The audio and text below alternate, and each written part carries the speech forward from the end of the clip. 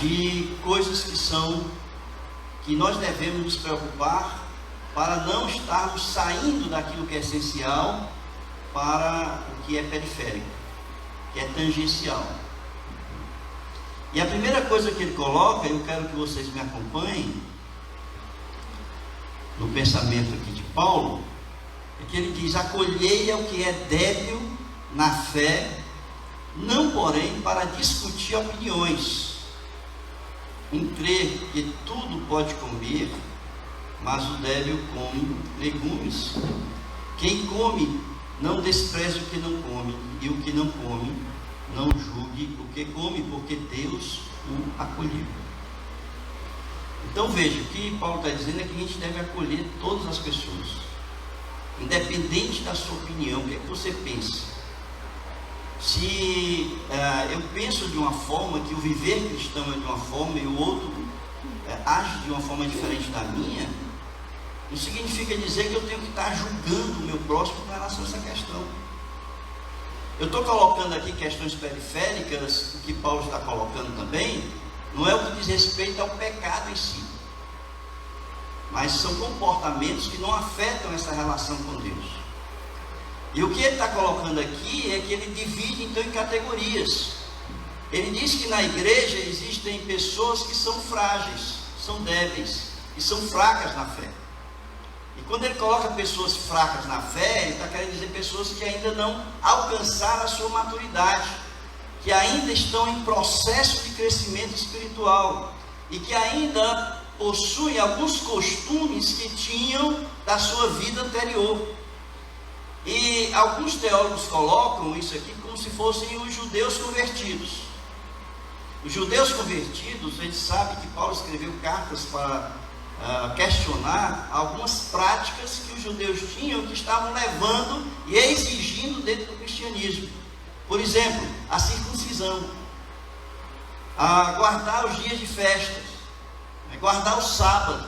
Então, são várias questões que eles estavam levando para dentro da cultura cristã, dentro da igreja.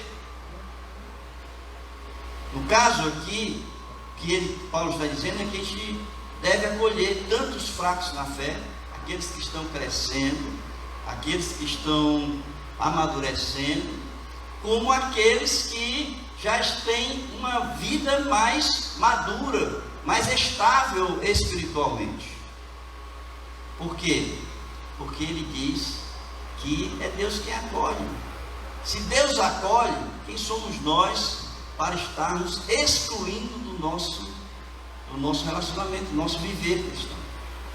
Então vejam aí no versículo 3, quando ele diz: porque Deus o acolheu. Se Deus acolheu, irmãos, quem sou eu para julgar uma pessoa que entra na igreja que está usando um piercing?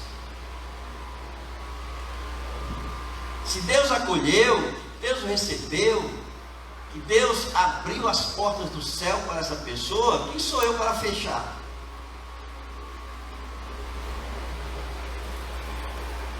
Então vejam o que ele diz: se você é fraco na fé, não julgue aquele que é forte, ou que é maduro na fé. É a outra categoria que ele usa. E se você é forte na fé, não despreze aquele que não é, porque está em crescimento. O que a gente tem que entender é que Deus, se Deus acolheu, nós também devemos acolher. Não podemos julgar, não podemos excluir, não podemos distinguir pessoas que são diferentes de nós ou que pensam diferente de nós. E ele então coloca uma coisa que eu acho interessante aqui. Por quê? Eu aqui volto a dizer, Paulo não está falando da questão do pecado em si. Paulo está falando de um comportamento que não tem nenhuma implicação no contexto da nossa relação com Deus. E essas são questões periféricas. E ele diz: olha, aquele que come, e eu quero depois aprofundar essa questão do comer e do dia a dia, mas ele diz: aquele que come, ele come para a graça de Deus, para a glória de Deus. Ele está dando graças a Deus, ele come e está dando graças a Deus. É aquele que não come, da mesma forma, ele está dando graças a Deus, ele está glorificando a Deus. Portanto, a motivação do coração dele é uma motivação para glorificar o nome de Deus e não para si mesmo. Ele não está pensando naquele momento em satisfazer um desejo seu. Ele não está pensando naquele momento em poder atender uma necessidade sua, mas ele está pensando na glória de Deus. E é por isso que ele diz aqui,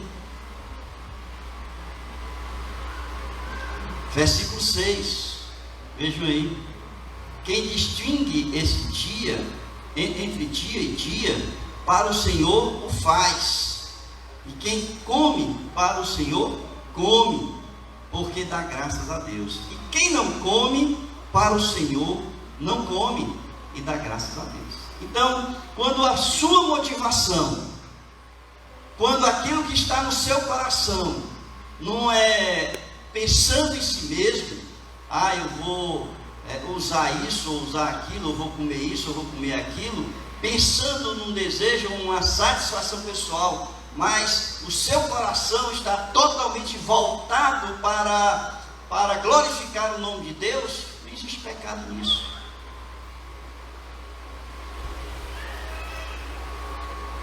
E se não existe pecado, Deus recebe tudo aquilo que a gente faz.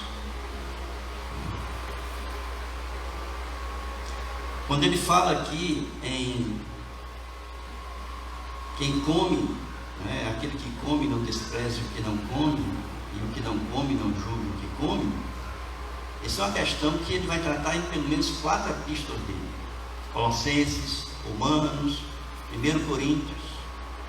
Ele vai tratar sobre essa questão de alimentos que eram oferecidos a ídolos, portanto sacrificados a ídolos, e pessoas que comiam e participavam daquelas festas, ou compravam a carne no mercado e comiam dessa carne. Então ele está lidando com esse tipo de coisa aqui. Pessoas que condenavam: você está comendo carne que foi oferecida a ídolo, você está em pecado. E o outro dizia assim: não, eu como, porque ele não vai me afetar em nada. Veja o que é que Paulo diz a respeito disso. Abram aí em 1 Coríntios.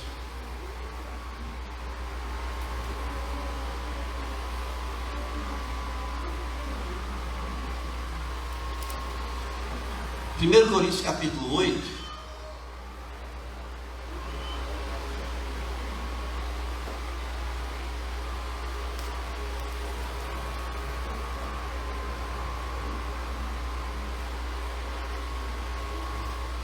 versículo 8.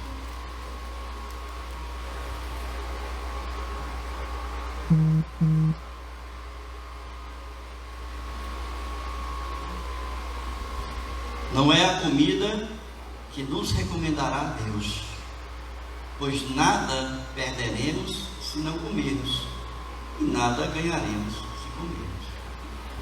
Não é a questão que vai nos afastar de Deus ou que vai nos aproximar de Deus, não é a comida, não é a carne.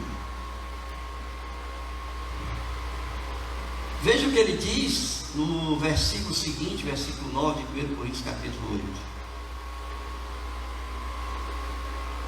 Vede, porém, que essa vossa liberdade não venha de algum modo a ser tropeço para os fracos. Então a questão não está em você comer. Não é o comer que vai lhe afastar de Deus, vai tirar Deus da sua vida. Não é o não comer que vai fazer com que ele se aproxime de você. Eu não como, então Deus vai estar mais perto de mim. Não tem nada a ver. O que tem a ver com a sua relação com o próximo. Paulo vai dizer que tudo aquilo, a gente pode fazer tudo, mas nem tudo convém, não é isso? Por quê? Porque existe a questão do próximo. Se eu lido com pessoas mais fracas e aquelas pessoas vão ficar horrorizadas com aquilo que eu faço, Paulo diz assim: é melhor não fazer, porque eu estou afetando a consciência daquele que ainda não é maduro na fé. Então eu não faço, e eu não vou julgar quem faz, não é por causa da minha aproximação ou o meu distanciamento de Deus, mas é o meu respeito ao próximo. é o meu cuidado espiritual com o próximo, a minha responsabilidade espiritual que eu tenho, que devo ter com o próximo. Então veja o que Paulo vai dizer aqui.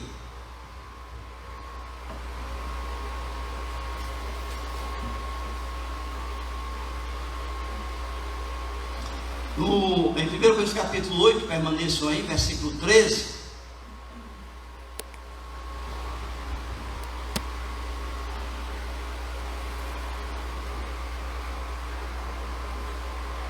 Que diz assim: por isso, se a comida serve de escândalo a meu irmão, nunca mais comerei carne, para que não venha a se escandalizar. E ele então, ele vai desenvolver essa questão, quando ele diz assim, em 1 Coríntios capítulo 10, versículo 23, ele diz que todas as coisas são lícitas, mas nem todas convêm. Todas são lícitas, mas nem todas edificam. Então aquilo que convém, né, é aquilo que vai permitir com que eu não venha de alguma forma interromper o bom relacionamento com o meu próximo, ou com o meu irmão. Na verdade, Paulo, ele libera, irmãos, isso é a discussão que eu acho periférica, né? Existe uma discussão muito grande na igreja daquilo que a gente pode comer e que não pode comer. Tem gente que não come carne de porco, até hoje tem gente que não come carne de porco. Já me perguntaram várias vezes: pastor, posso comer carne de porco?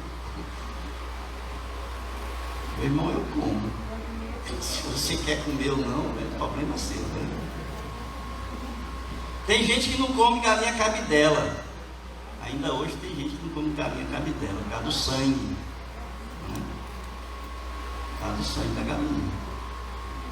Tem gente que não quer receber transfusão de sangue, prefere morrer e ir para o inferno do que receber a transfusão de sangue.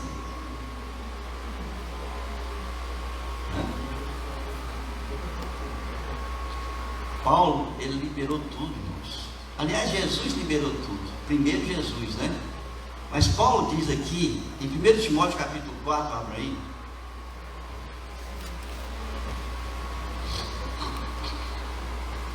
Primeiro Timóteo capítulo 4, versículos 3 a 5. Ele está falando ali de algumas pessoas que têm esse negócio de querer proibir os outros de fazerem alguma coisa, né? Isso é pecado, isso não é pecado, faz. Isso pode, isso não pode, né? Ele então diz aqui em 1 Timóteo capítulo 4, a partir do versículo 3, ele diz que proíbem o casamento e exigem abstinência de alimentos que Deus criou para serem recebidos com ações de graças pelos fiéis e por quantos conhecem plenamente a verdade. Aí vejam aí o versículo 4. Pois tudo que Deus criou é o quê? É o quê? Bom. E recebido com o quê? Com o quê? Ações de graça. O que mais aqui diz? E nada é recusável. O que ele está dizendo aqui, irmãos? Você coma de tudo.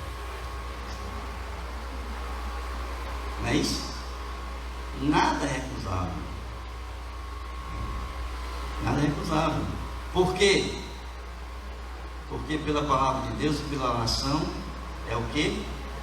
Santificado. Né? Santificado. Vocês sabem o que Jesus diz sobre isso? Em Marcos capítulo 7, versículo 15. Jesus vai dizer a mesma coisa. Jesus liberou tudo. Quando você começa a pensar em discutir se isso pode, se isso não pode, pode, não pode, pode, não pode, pode, né? Você olha para Jesus, Jesus vai dizer assim: olha, o que contamina o homem não é aquilo que entra, mas é aquilo que está no coração que sai. E ele depois vai dizer em Marcos que não são os alimentos, né? Ele liberou ali, total, né? Então vejam aí Marcos capítulo 7, versículo 15: nada fora do homem que entrando nele possa contaminar. mas o que sai do homem é o que o contamina. Então ele libera, né, aqui todo e qualquer alimento que você... Agora eu quero dizer uma coisa para vocês. Não está dentro desse contexto da palavra de Deus alimentos que fazem mal. Se você é proibido de determinado alimento, porque esse alimento vai lhe fazer mal à saúde, vai colocar em risco a sua vida, então não está nesse contexto. O que não está também nesse contexto é a glutonaria, você comer por gula, tá? Porque gula é pecado, né? Então não está nesse contexto. Nenhum dos dois exemplos, né, que eu falei aqui agora estão nesse contexto, tá certo? Então tudo está liberado. E essa discussão que estava havendo aqui na igreja era inócua, irmãos, nada a ver. Aí eu vou brigar dentro da igreja porque o homem usa cabelo comprido, ou a mulher usa calça, tem que usar vestido. Irmãos, e vamos perder o foco, né? Quando a gente perde o foco, a gente perde as coisas essenciais da vida cristã. Então a gente precisa estar focado naquilo que é essencial. A outra coisa que Paulo nos ensina aqui é que a gente, já que Deus acolheu todos, a gente não pode estar julgando as pessoas, né? Nós não podemos julgar quem procede diferente da sua forma de pensar. Eu quero que o outro pense como eu penso, eu quero que o outro faça o que eu faço. Não é assim não, irmãos, certo?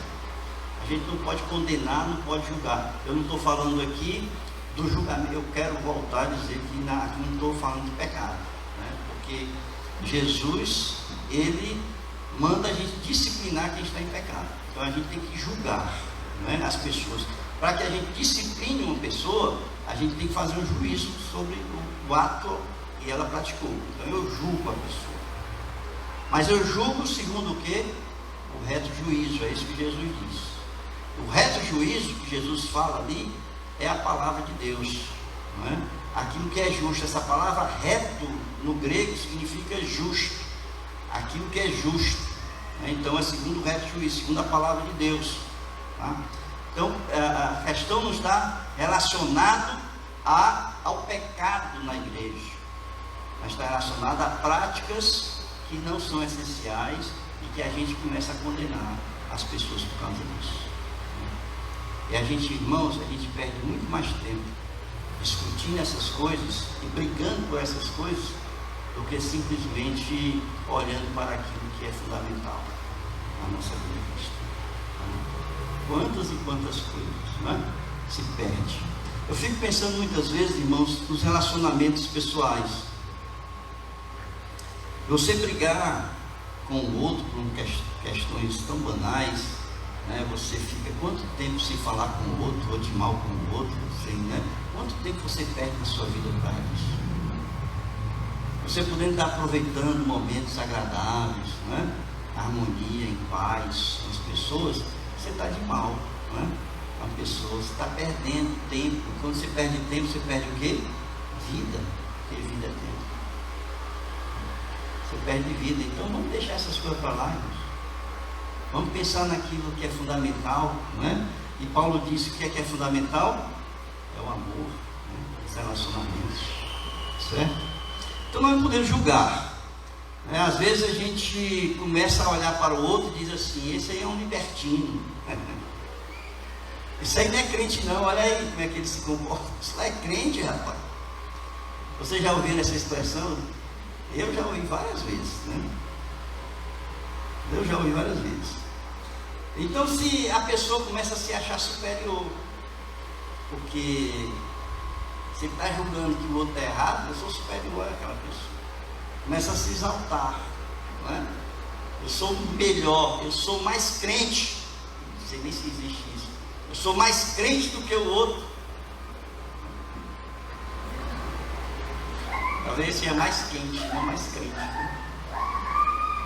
Do que o outro, né? Então essas coisas, né, Paulo vai dizer assim: quem és tu para julgar o servo alheio? Quem és tu para julgar o servo alheio? Né? Por quê? Porque o servo, ele não é meu servo, irmãos. Ele é servo de quem? De Cristo. É servo de Cristo, não é meu. Então deixa que Deus julgue ele. Né? E aqui está dizendo, Deus já acolheu, quem sou eu para julgar? Então a outra coisa que Paulo coloca aqui é essa questão, essa mania que nós temos de julgar, tá certo? E muitas vezes nós julgamos pela aparência, tá certo? E aí vai dizer, né? A pessoa usa brinco, né? Ou se pinta demais, já chama de prostituta, né? Mulher usou calça perdida, né? Então, irmãos, tem que ter cuidado, né? Porque tem crente aí que não raspa nem a perna, não raspa nem a perna, né? Porque se raspar é pecado. Pelo amor de Deus, eu não raspo a minha porque eu sou homem, mas se eu me raspasse a perna culturalmente, né?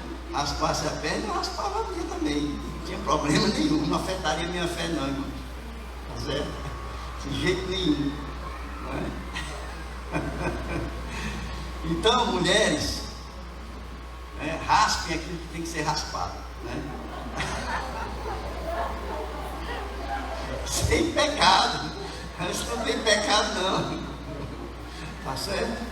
Não fique constrangido com isso não, que a Bíblia não está proibindo nada disso. Pode usar brinco. Uma pessoa perguntou para mim uma vez, irmãos,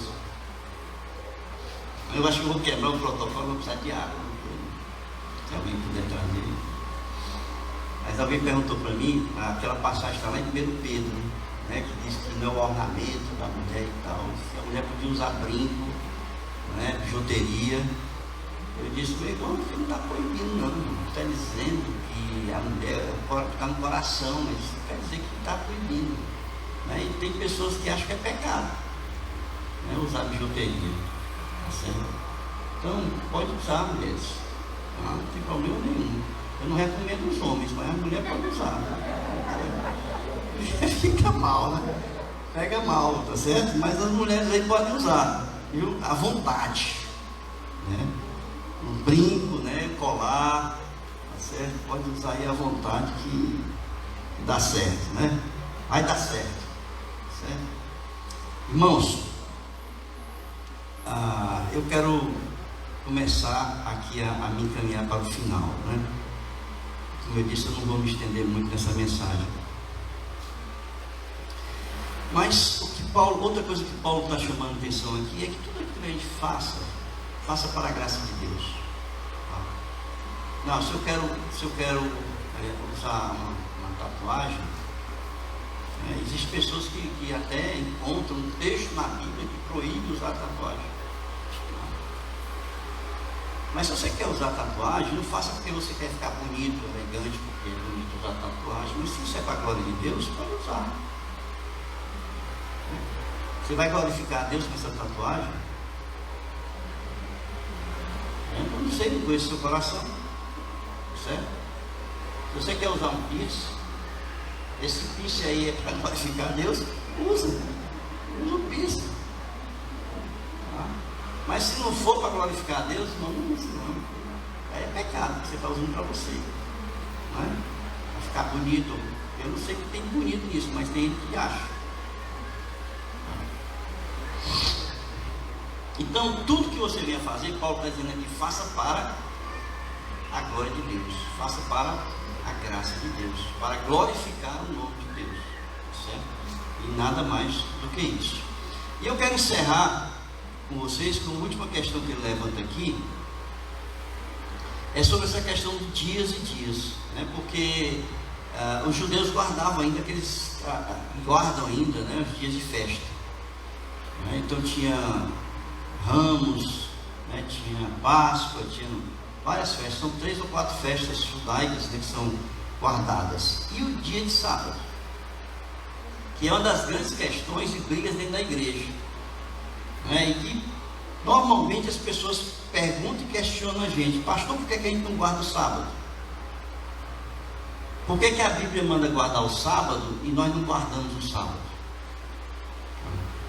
Então essa é a questão que estava vendo ali. Dias e dias, né? Festas e o sábado. Mas uma coisa é guardar o sábado, a outra coisa é guardar o dia do Senhor. São duas coisas diferentes. Tá?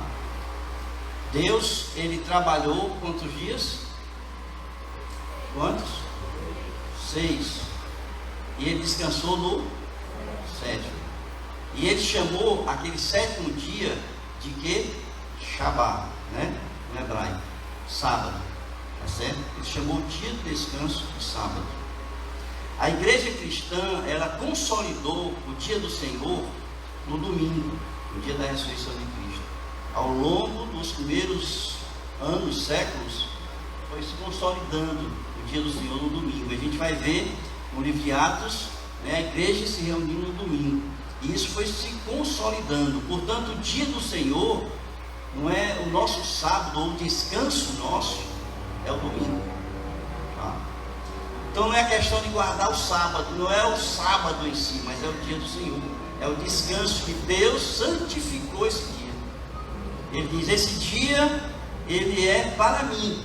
Então ele santificou. Quando ele santifica, significa dizer que é para ele. Tá? Foi separado para ele. É exclusivo dele. O dia do Senhor.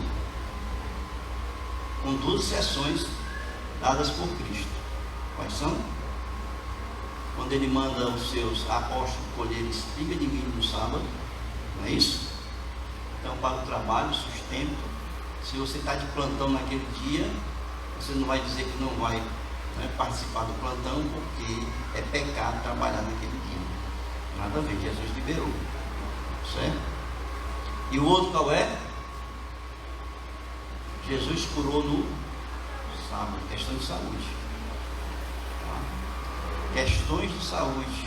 Então esses dois aspectos aí, tá, estão liberados por Cristo. Para nós cristãos, nós podemos e nada mais. Tá? Vou para a praia no domingo. Você está usando o dia de domingo para o seu prazer. Tá?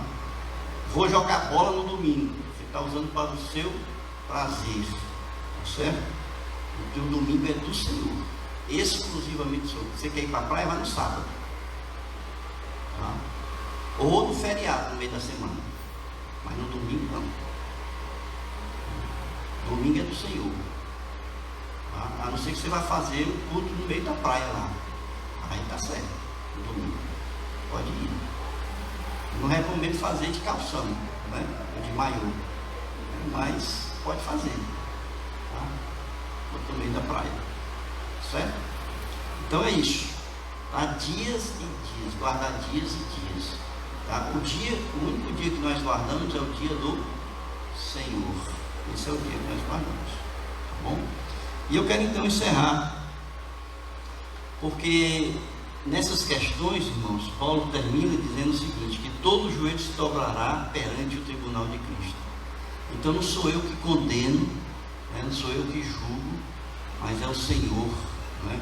Ele que já acolheu essas pessoas, que todas as pessoas, independente do que pensam, do que fazem, essas pessoas se dobrarão, né? Seus joelhos dobrarão ali perante o Senhor, né? Então ele termina aqui versículos 11 e 12. Ele diz, como está escrito, e aqui é Isaías, né? Paulo pega aqui Isaías: por minha vida, diz o Senhor, diante de mim se dobrará todo joelho e toda língua dará louvores a Deus.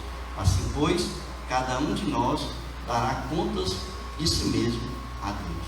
Então, se preocupe com você, né? Se preocupe com o outro não, porque quem vai prestar conta da sua vida é você, e do outro é o outro. Tá? Não é você que vai dar conta do outro para Deus. Amém, queridos?